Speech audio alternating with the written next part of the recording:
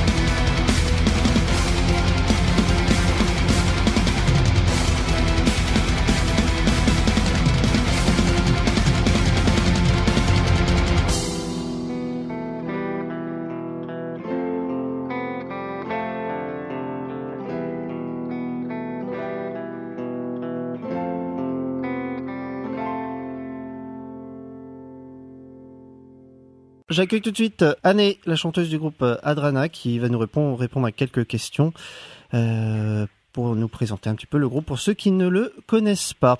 Alors, il y a eu un album qui est sorti en 2011. Et voilà, il y a un album qui est sorti en 2011. Voilà, première question. Peux-tu nous présenter le groupe et le concept du groupe? Bonsoir Mickaël, et puis bonsoir à ceux qui nous écoutent. Écoute, Adrana est un groupe qui s'est fondé en 2004. Donc on est 6, 2 guitares, un clavier, une basse, une batterie et puis un chant.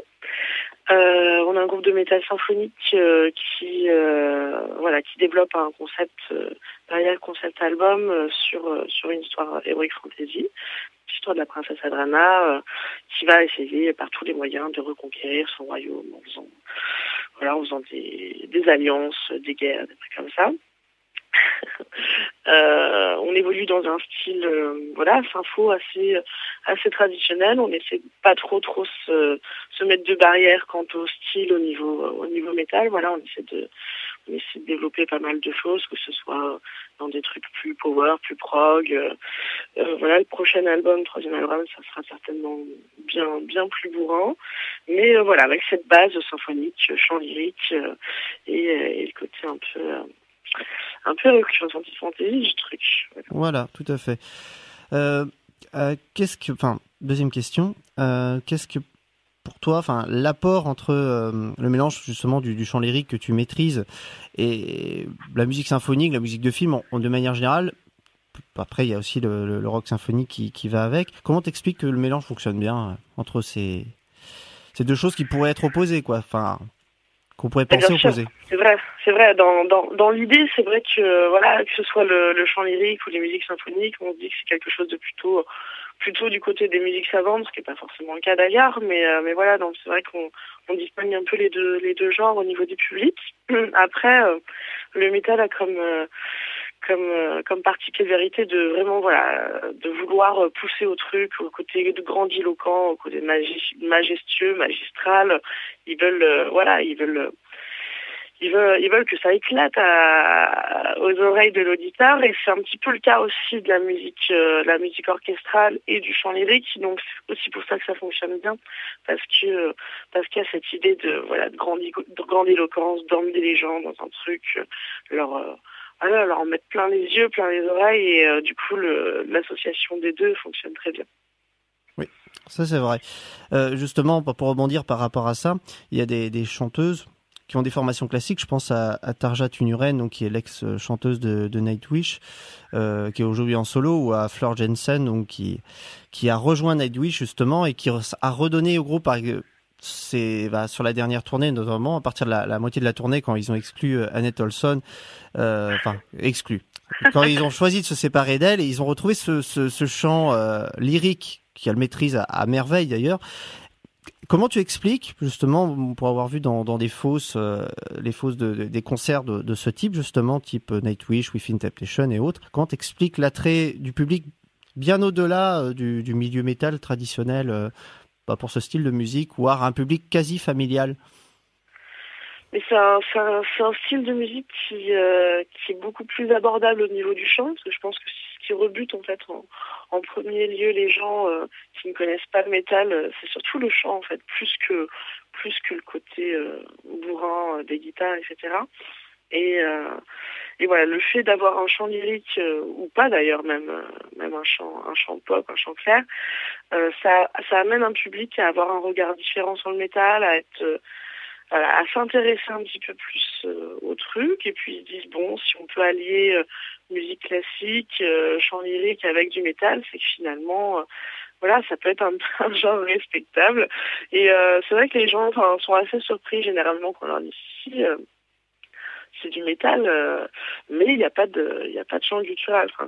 Ça dépend des pistes pour notre groupe en tout cas. Mais voilà, ça les amène à avoir un autre avis, à avoir une autre écoute, à écouter le métal autrement, Et finalement, c'est pas forcément ce public familial, c'est pas forcément les derniers à nous demander des morceaux bien bourrins en fait. Donc voilà, je pense que souvent c'est le côté guttural qui rebute et petit à petit ils viennent à s'intéresser à des styles de métal un peu plus extrêmes. Donc c'est intéressant, c'est une belle entrée en matière. Voilà. Oui, bah oui, c'est une ouverture d'esprit aussi.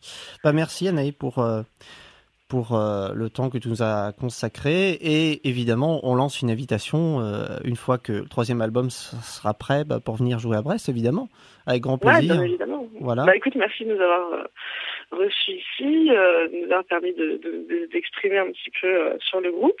Bah, et puis on vous tiendra au courant pour la date à Brest. Là, on joue à Tours avec Wisdom le 21 décembre, donc si vous voulez venir. Voilà, oui, il y a quelques groupes comme ça en France qui sont pas mal et qui évoluent dans ce milieu-là. Donc, vous avez fait d'ailleurs, parce que voilà, Mirad sera bientôt à Brest en mai 2014, mais vous avez fait la première partie de Mirad, qui est pas un petit groupe au niveau international.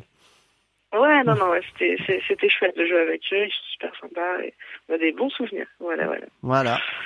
Bon, merci. À la prochaine. Merci, à bientôt. À bientôt.